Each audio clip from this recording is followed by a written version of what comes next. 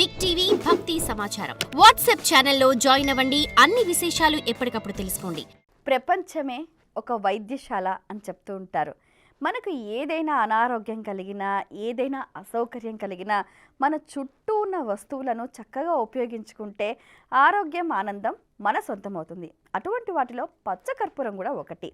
పచ్చకర్పూరం ఒక సహజమైన మరియు ఎన్నో ఉపయోగాలు కలిగిన పదార్థం. ఇది ఆధ్యాత్మిక ఆచారాలు, సుగంధ చికిత్స, ఆయుర్వేద ఔషధం, కీటక వికర్షణాలు, గాలి శుద్ధీకరణ మరియు చర్మ సంరక్షణలో భాగంగా ఉపయోగపడుతుంది.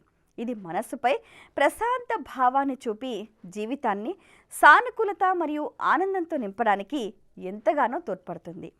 ఈ పచ్చకర్పూరం ఎన్ని రకాల అనారోగ్య సమస్యల నుంచి మనల్ని బయటపడేస్తుందంటే జీర్ణ సంబంధిత సమస్యలకు ఉపశమనం కలిగిస్తుంది. అలాగే గాయాలు, కండరాల నొప్పులు, కీళ్ళ నొప్పులు మరియు రుమాటిక్ నొప్పులకు ఉపశమనం కలిగిస్తుంది. దగ్గు, జలుబు, జ్వరం మరియు చలికాలంలో వచ్చే జలుబును తగ్గించడానికి కూడా సహాయపడుతుంది. మొటిమలు, మచ్చల సమస్యలు తగ్గించడానికి నిమ్మరసంతో కలిపి ఈ పచ్చకర్పూరాన్ని వాడుతూ ఉంటారు. చుండ్రు సమస్యను తగ్గించడానికి కూడా నూనెలో కలిపి పచ్చకర్పూరాన్ని వాడుతూ ఉంటారు. శ్వాసకోశ సమస్యలు, ఊపిరితిత్తుల సమస్యల నుండి బయటపడడానికి కూడా పచ్చకర్పూరం బాగా సహాయపడుతుంది. పచ్చకర్పూర సువాసన ప్రశాంతత ఇవ్వటంతో పాటుగా ఒత్తిడి, ఆందోళనను కూడా దూరం చేస్తుంది.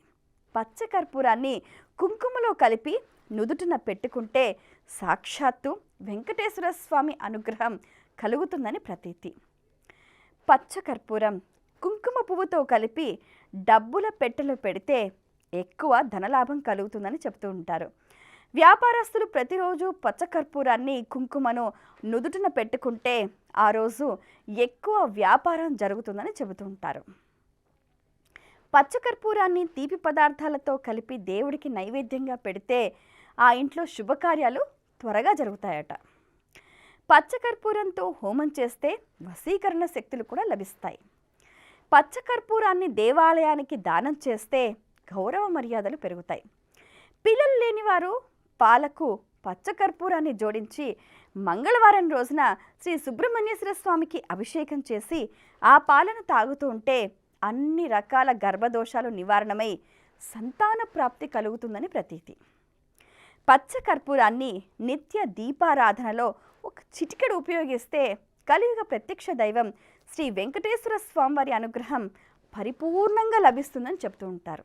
అయితే ఈ పచ్చకర్పూరాన్ని వాడేటప్పుడు కొన్ని జాగ్రత్తలు తీసుకోవాలి. అదేంటంటే పచ్చకర్పూరాన్ని అధిక మోతాదులో వాడకూడదు. అది వికారం, వాంతులు, మైకం, మూర్ఛలు వంటి సమస్యలు కలిగించే అవకాశం ఉంది. కాబట్టి పచ్చకర్పూరం కంటికి తగలకుండా చూసుకోవాలి.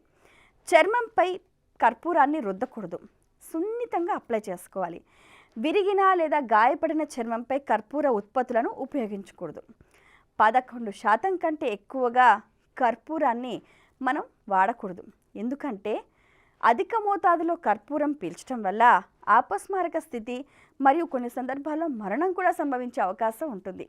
కాబట్టి ఏదైనా పచ్చకర్పూరాన్ని తగిన మోతాదులో వాడుకోవాలి.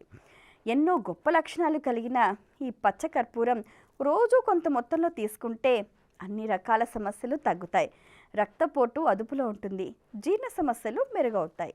మరి పచ్చకర్పూరాన్ని రోజువారీ జీవితంలో ఎంతో కొంత ఉపయోగించుకునే ప్రయత్నం చేద్దాం.